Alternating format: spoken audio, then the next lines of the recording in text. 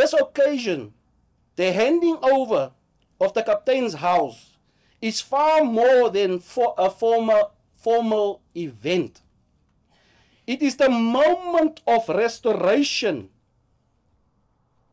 a bridge connecting the past and the present, a testament to the enduring legacy of the Buster community. And therefore, we as Rehoboth, we must have the dignity, the unity to stand together with the leadership, our captain. Long before our nation attained this freedom, the Buster community built something extraordinary here in Rehoboth.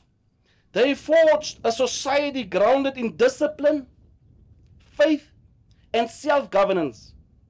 They demonstrated courage and order in times of uncertainty, laying down principles that would later echo in the values of an independent Namibia.